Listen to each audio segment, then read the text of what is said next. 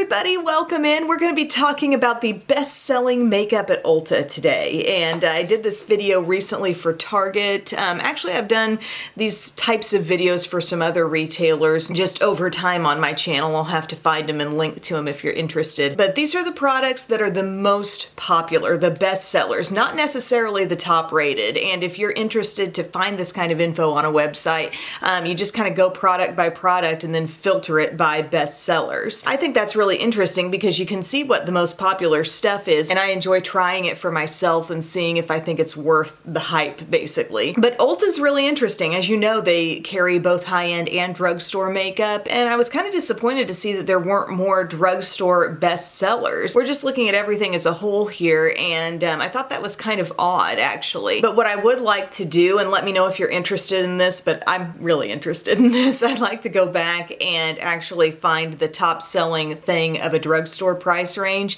and do a full face of that. That just intrigues me as well, but today you're just gonna see, all things considered, looking at everything, what is the top selling stuff. We're gonna do a full face of it. And some of this might surprise you. There are definitely a lot of classic products here, not so much the new trendy stuff, but stuff that's been around for a long time that's falling as a bestseller. So in terms of foundation, the #1 seller for Ulta is the Estee Lauder Double Wear, and this doesn't really surprise me. I have it in the shade Tawny, and this is just the classic Double Wear formula, not the one that's the extra coverage, which I have used that in the past, not the light, but just this original one. And it is kind of a can't miss formula for staying power. I mean, it really does stay fresh looking all day long, and it pairs that with really nice coverage. I wouldn't say it's the most coverage compared to some other things on the market these days, but it's a really strong coverage product. So we're gonna go ahead and apply that now. We're doing the full face today. So I'm just gonna dab this around, and then I'm gonna use a sponge to blend this in. I'm using my Real Techniques sponge today, and I'm just gonna dab this all in.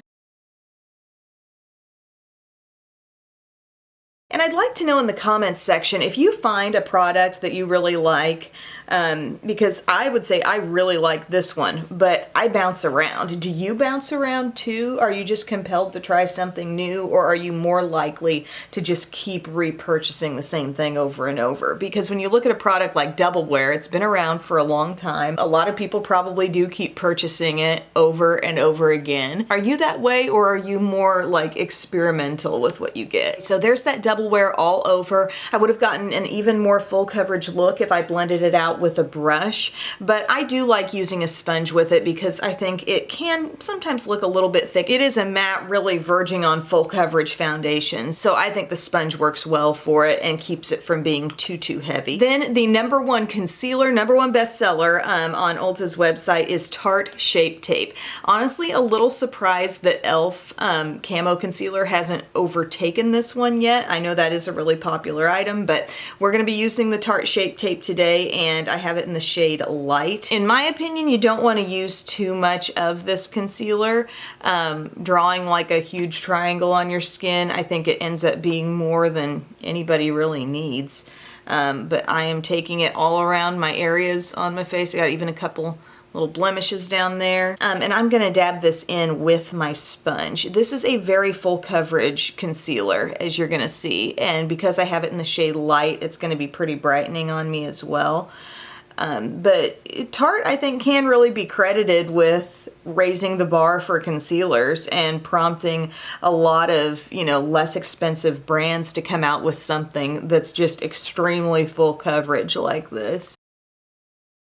I mean, e.l.f.'s done it, L'Oreal has done it. There's just a lot of stuff I think that's really measuring up, you know? But Shape Tape is really the kind of concealer that covers it all. I can use it and feel like, well, I guess I didn't really need to go in with a separate corrector step because that concealer is so full coverage, it just kind of wipes everything out. The staying power is great on my skin. I do feel like it will still look fresh late in the day because I didn't cake on too much on the under eye area. I feel like I can go overboard with this product and it can look a little heavy, but if you keep it light, I mean, it works really well. The top selling powder is the Laura Mercier Loose Powder. powder. Love, love, love this stuff. Have loved it for quite some time. I think it's cool that Ulta is carrying Laura Mercier. I don't think they've been carrying Laura Mercier for that long, so it's kind of impressive that this has jumped to become a bestseller. I just tap a little bit in the cap, use my e.l.f. small tapered brush, and this is going to be what I set my under eye and T-zone with. And this is definitely kind of my standard product. When I'm using other setting powders, I think about how close they get to the effect of Laura Mercier. There's also a really great pressed setting powder. It's called the Laura Mercier Translucent Pressed Powder, and it's really the same effect as this, but just a little less fussy because it's not loose. So that might be something to consider. I need to make sure if Ulta carries that. I know Sephora does, but I am just dabbing this around, very pinpointed application here because I don't feel like the double wear needs to be set all over with powder, but I do hit my T-zone. I really get around my nose, lightly on the under eye, and I feel like my staying power is going to be its best. But why is this powder so good? I feel like it manages to add a little bit of coverage to whatever you're doing. For my skin tone, this happens to be the perfect tone. It does come in a couple of shades, but it never deepens whatever I'm setting. It almost seems to brighten up a little bit. It's never too heavy. The texture of it is like just right. It's a popular product, I think, for very good reason. The #1 selling bronzer, here's another product that goes way, way back. It is the Too Faced Chocolate Soleil. I have it here in just the medium deep matte bronzer shade. I remember when this was just one tone, and now they've got it in various formulas. They got a little more fancy looking packaging than this, but I can still smell that chocolatey smell. And I remember a time on YouTube when like that was the thing. Everybody had chocolate Soleil and everybody smelled it first, right? You remember that? I'm gonna wear this as my bronzer today, and I have not used this in a while. I noticed it was kind of at the back of my bronzer drawer, and I felt a little bit bad about it. But there have just been a lot of different things more recently that I've tried. I feel like you can run into good bronzers at every price range, really. I mean, I like Chocolate Soleil. I think this is a really good tone and everything. But you know, if you're looking to go drugstore, Milani's got some great, great bronzers, Rimmel. It's one of those steps in the makeup routine that, assuming you're in a pretty good ballpark as far as the right shade for you, it's not gonna be the first thing maybe that people notice when they see your skin, like, oh, what bronzer is that? As you can see, we're doing a little contour here. I think this shade is very like contouring friendly, not too dark, not too light. And we'll also get some on the neck here, as I always do.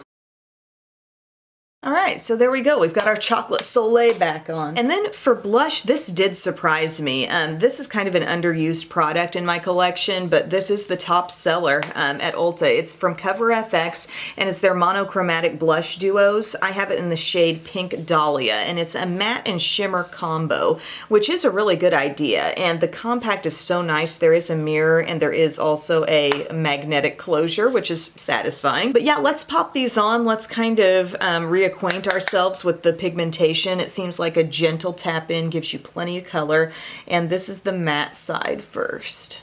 You know I'm gonna coat up that shimmer side too. But let's just blend that in. That is a really pretty shade. Wow. I mean, do you feel like this is a pretty buzzed about product on YouTube and stuff? A lot of the things so far that I've seen as bestsellers, I definitely have heard YouTube talk about them, but they're maybe not like the latest and greatest hot item, you know what I'm saying? I feel like maybe they're being driven to be bestsellers through just a lot of repeat purchases from customers because they've been kind of classics so far. This is something that's a little bit on the newer side, but that's a really gorgeous color. Then I'm going to take some of this shimmer here and we'll just pop that on. Can you see?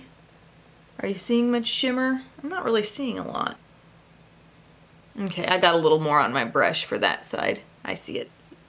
There. The shimmer, you can totally see it now that I'm turning my cheek a little bit, and you can load up your brush a bit more with the shimmer. The matte side is more like a little goes a long way. Like, super pretty. I can't fault that product for being a bestseller. I just was a little bit surprised. Now, finally, we've gotten to a drugstore price range product for best highlighter, and it's the Super Shock highlighters from ColourPop, and I have one here in the shade called Lunch Money, and it's kind of a you know, classic champagne-y light color. A really beautiful texture here. It's creamy. I've had some of the ColourPop blushes that have been that creamy texture, but they've dried out. And it seems like with the highlighters, they've got this real nice smoothness. You can kind of press into them a little bit, but they're not goopy, you know, they're not sticky and tacky.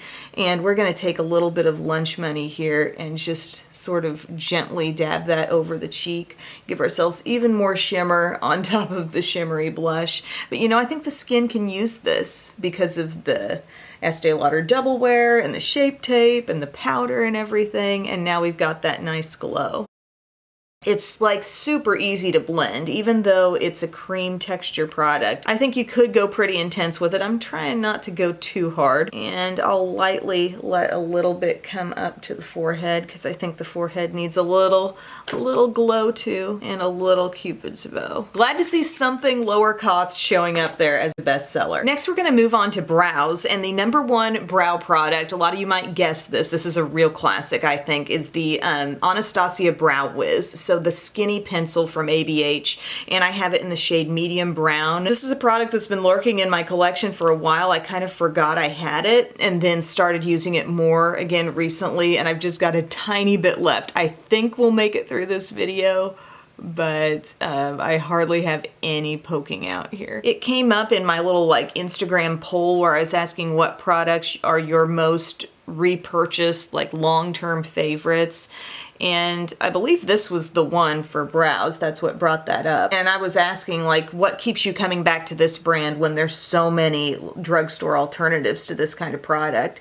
And a lot of people answered that it was shade. You know, you've gotten onto like the perfect shade from this line and you're maybe a hard to match hair color, and also you really like the texture of it. And the texture is nice because it's not as soft as some. It really keeps you in a natural looking mode for your brows instead of depositing too much product on too quickly, because some pencils can do that. But at the same time, there are some alternatives. If you like this idea and you're like, okay, what can I find at a lower price? NYX Micro Brow, L'Oreal has a skinny brow pencil option, CoverGirl. I feel like you can look to practically any brand these days and come up with a skinny brow thing. It's become like a staple product for brands to have. The top selling brow gel is Benefit Gimme Brow. I have this in the shade 4.5. This is the kind of product that a lot of people might use to fill in their brows actually, because it definitely has some color, but it also has the hold. I really feel the hold from this. It's kind of, yeah, up there with that Almay Brow Styler, keeping those hairs nicely in place. Another thing I love about this is that the brush is tiny. Like, it's really short. It's thick enough to kind of get in there, you know, but it's very, very small, and that makes it, I think, so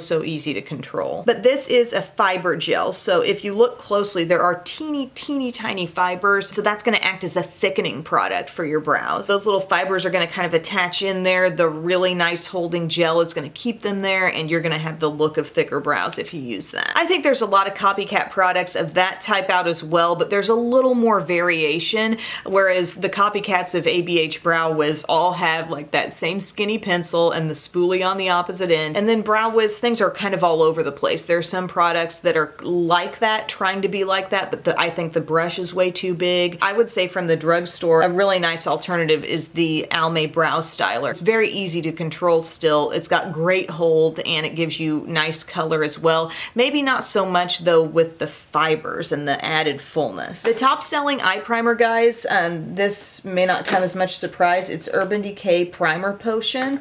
And I could have sworn I had just an original primer potion here, but I don't. I've got the Sin option, which is kind of shimmery, light shimmery primer. I don't know that I want a shimmery primer on today, so I'm going to use like Urban Decay Primer Potion's best dupe, which is Milani Eyeshadow Primer. You do not need to spend high-end money on an eyeshadow primer. This stuff is so good. My advice would be don't over-apply, and definitely get it over the entire surface of the eye area, not just the lid, but also into the crease and up to the brow. Milani is just the perfect texture. It leaves just enough tackiness behind, so it ultimately results in your shadow showing up at its best, but also lasting its best. It's doing what Urban Decay Primer Potion does. For eyeshadows, I didn't have the top selling one. The top selling one, and I don't know why I don't have it by now. I probably should have it. There's no real reason why I don't have it, but it's the James Charles Mini palette. So it's this colorful Morphe palette. For whatever reason, I just don't really find myself being super attracted to that brand. A lot of times with the palettes, it's because they contain this kind of generic gradient of shades, sometimes with a lot of overlap or more than you need. But do I need the James Charles one? That one might be a little more curated and the shades probably a bit more specially picked. I should probably get it if it's the top seller on Ulta. But the next one listed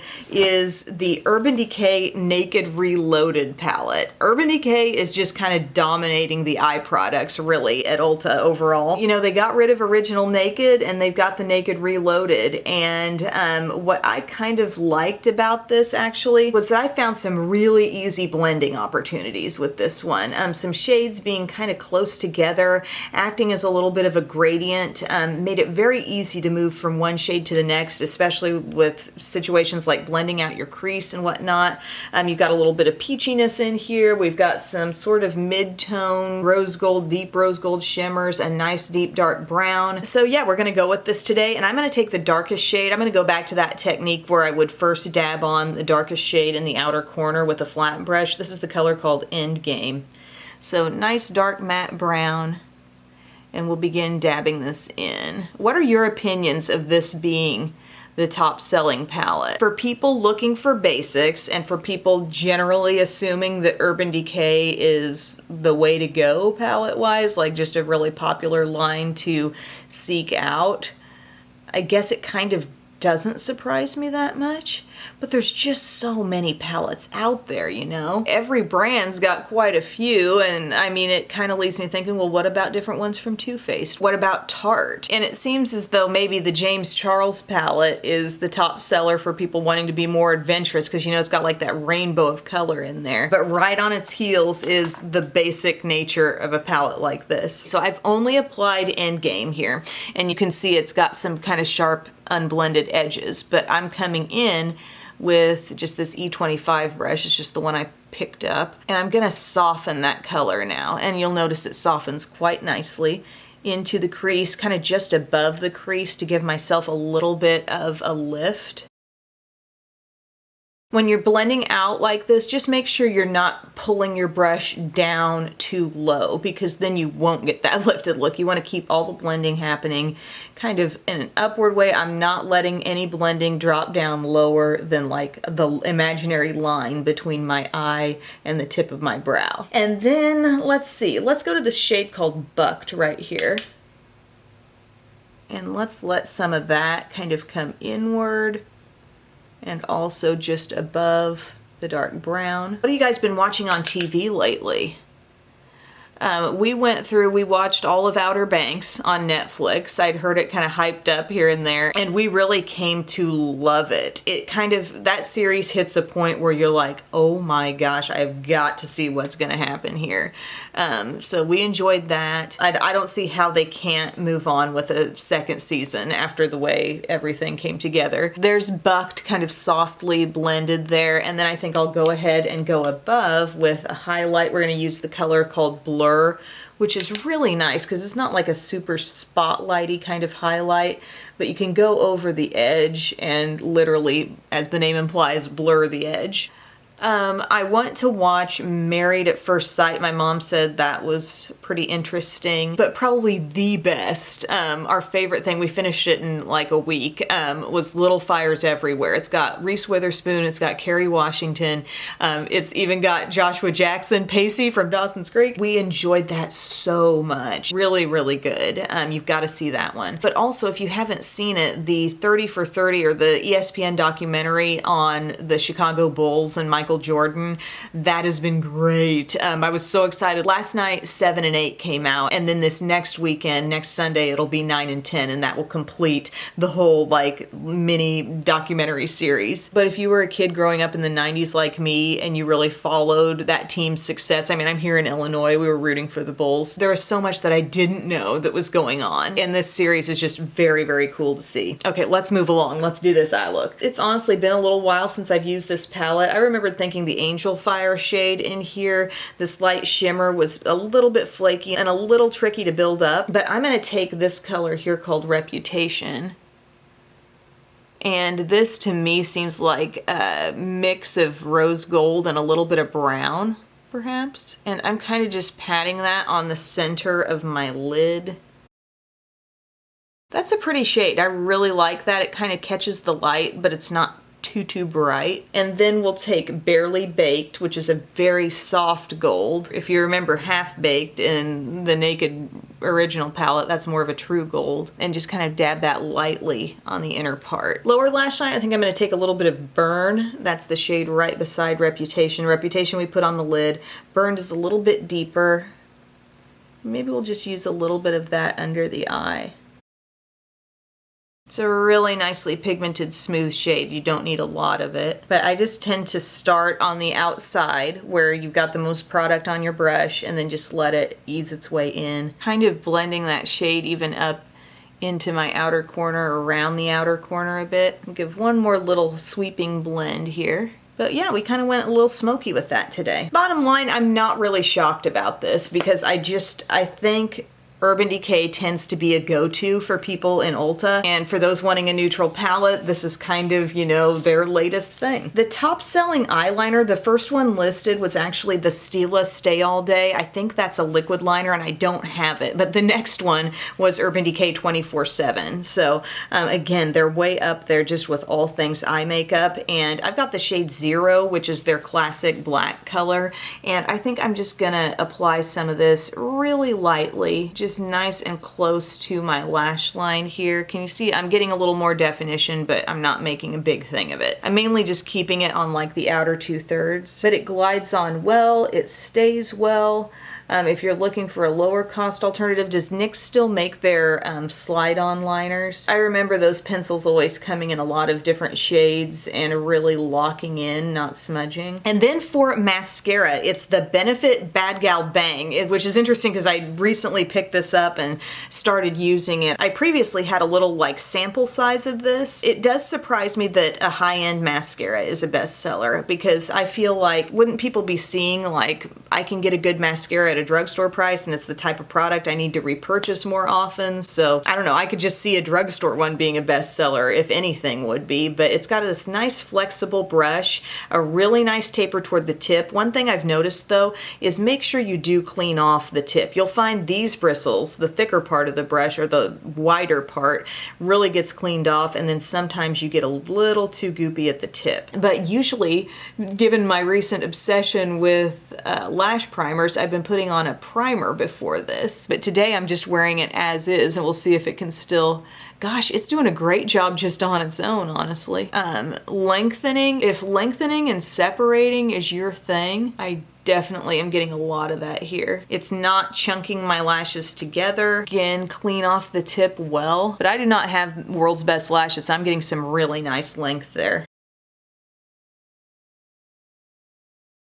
I think I've maybe seen a little additional length if I've used a primer, but even just as a one and done mascara, that's pretty great. For lipstick, I didn't really like that they included the liquid lipsticks in with classic bullet lipsticks. I think they should have had their own category, and the top selling one was a Kylie one that I didn't have, so we're gonna do a lip pencil and lip gloss combo because I had both of those. Top selling lip pencil, classic brand here for lip pencils, is MAC. I've got the shade called Dervish. blush, and it's kind of a classic rosy pink shade. And then for the top selling lip gloss, it's the Buxom Full On Plumping Lip Creams. And I've got one of these in a mini size here. I chose the shade called Dolly, and it's also kind of a soft mauvey pink. So we're gonna layer those two and see what kind of look we get. But yeah, is anybody surprised about MAC? I'm not really, because I know like these pencils have been around a long time. There are certain shades that are pretty like loved and iconic. I remember when Kylie Jenner herself got Whirl really brought back into the spotlight. But I could see people kind of finding their shade and then coming back again and again to get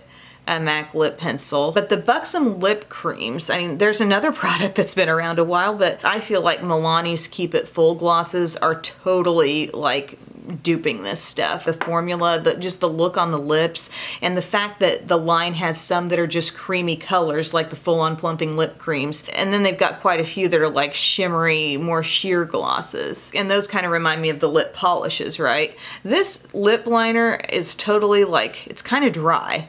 First off, so I'm not absolutely loving that, but it's like my lips, but a little more pinky. I do like the shade. I think Milani also has really good lip liners in their color statement line, and frankly, they go on a bit more smoother than this. More smoothly, I should say. Now that Bad Gal mascara, Bad Gal Bang, kind of wet, kind of takes a little time to dry, but as it is really starting to dry, blink down onto your finger and you get that curl really nicely reinforced. Okay, now let's see what Dolly looks like on top.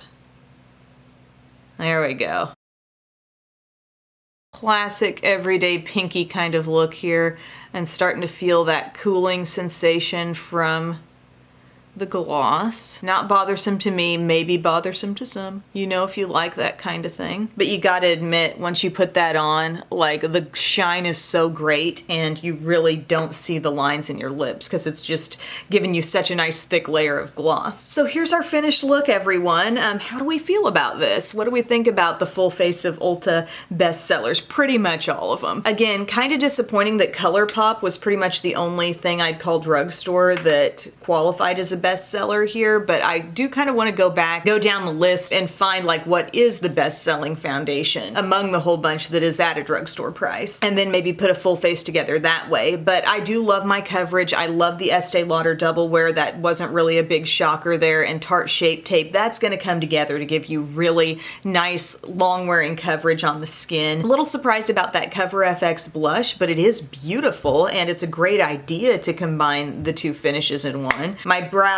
were a couple of long-time classic products, classics on the lips too, and the Urban Decay Naked Reloaded palette. Like I said, I think it does have a lot going for it. I think the person who wants a nice basic palette can use this and get some different looks, have a nice easy blendable gradient there. You saw how, like as I was blending out my crease, one shade was just really easily merging into the next. But that being said, there's a lot of low-cost palettes that are coming for the high-end brands, I feel like, these days. When you start thinking about ColourPop and Milani, Makeup Revolution, there's just so much out there that's really functioning just as well as some of these higher end brands. And you can even see that like Morphe, you know, they had the #1 palette. So some of these high end brands may need to watch their backs a little bit with some of the other stuff there at Ulta. But I hope this was interesting and informative for you guys. Thank you so much for watching, and I'll see you again soon. Bye.